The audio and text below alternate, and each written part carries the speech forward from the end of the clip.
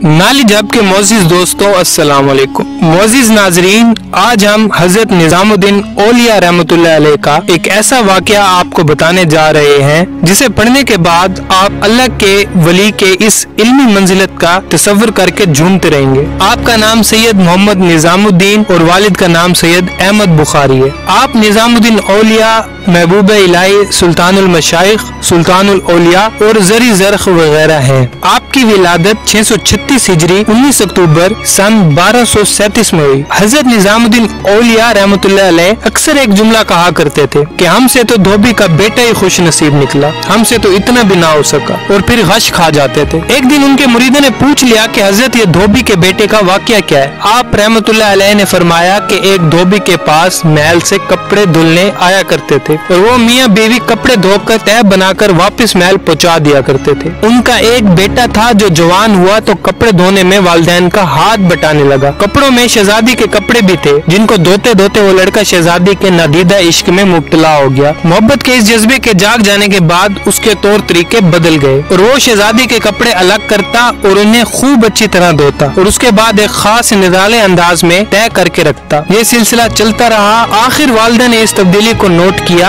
और धोबी को बता दिया कि ये तो लगता है कि सारे खानदान को मरवाएगा, हमारा बेटा शहजादी के इश्क में मुब्तला हो गया। वालिद ने बेटे के कपड़े धोने पर पाबंदी लगा दी। जैसे ही वो लड़का इस खिदमत से हटाया गया तो लड़का बीमार पड़ गया और कुछ दिन के बाद वो लड़का फोत हो गया। इधर कपड़ों की धुलाई और तहबंदी का मिजाज बदला तो शहजादी ने धोबन को बुलाया और उससे पूछा कि मेरे कपड़े कौन धोता है। धोबन ने जवाब दिया कि शहजादी आलिया मैं खुद ही धोती हूँ। शहजादी ने कहा कि पहले कौन धोता था। धोबन ने कहा कि मैं ही धोती थी। शहजादी ने उससे कहा कि ये कपड़ा तय करके दिखाओ। अब धोबन से वैसे तय नहीं होता था जिस तरह उसका बेटा तय किया करता था। शहजादी ने उसे डांटा कि तुम झूठ बोलती हो, सच सच बताओ वरना तुम्हें सजा मिलेगी। धोबन के सामने कोई दूसरा रास्ता नहीं था और दिल भी गम से भरा हुआ था। वो ज़ारो कतार रोने लग गई और सारा माजरा शहजादी से कह दिया। शहजादी ये सब सुनकर सन्नाटे में आ गई और फिर उसने सवारी तैयार करने का हुक्म दिया और शाही बग्गी में सवार होकर फूलों का टोकरा भर कर लाई और लड़की की कब्र पर सारे फूल चढ़ा दिए। जिंदगी भर इस शहजादी का ये मामूल रहा कि वो इस धोबी के बच्चे की बरसी पर उसकी कब्र पर फूल चढ़ाने लाजमी जाया करती थी। ये बात सुनाने के बाद